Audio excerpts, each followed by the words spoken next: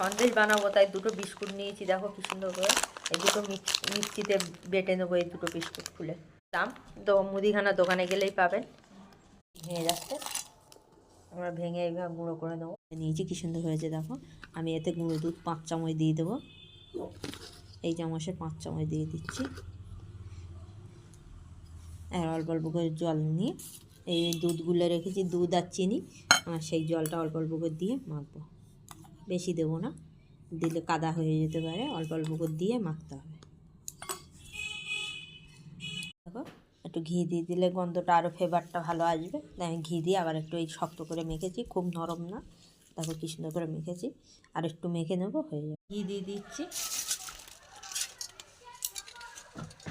একটু ঘি দিয়ে দিচ্ছি, দিয়ে এটাকে বেলে নেবো। এই অয়েল পেপার জোগাড় করেছি, এই কিনে এনেছি। আপনারা চাইলে এমনি পেপার দিতেই পারেন। এইভাবে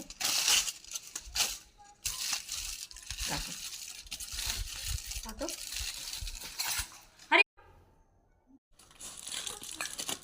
আমি এই মুড়ে নিচ্ছি। 3 ঘন্টা ফ্রিজে রেখে দেবো। একটু সুন্দর করে মুড়ে নিয়েছি। দেখো এবার হাত দিয়ে একটু সোজা করে নেবো। এই যে এইভাবে মুখ মুড়ে আমি ফ্রিজে রেখে দেবো। এই যে নারকেলের সন্দেশ হয়ে গেল। এইভাবে ফ্রিজে রেখে দেবো। সন্দেশ হয়ে গেছে, আমরা ছাড়িয়েছি। দেখো আর একটু ছাড়ালে হয়ে যাবে। কি সুন্দর শক্ত হয়েছে। দেখো আমাদের হয়ে গেছে, আমরা পিচ পিচ করে কেটে নিচ্ছি।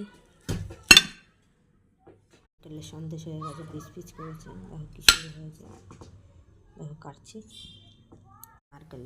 নারকেলের বিস্কুট দিয়ে কি সুন্দর সন্দেশ হয়েছে। দেখো দেখতে কত সুন্দর হয়েছে, পুরটাও কত সুন্দর দেখতে হয়েছে, আর কি সুন্দর শক্ত হয়েছে। এই ভাঙছে না, এই কি সুন্দর। খেতে ভালোবাসলে কমেন্ট করে জানিও প্লিজ।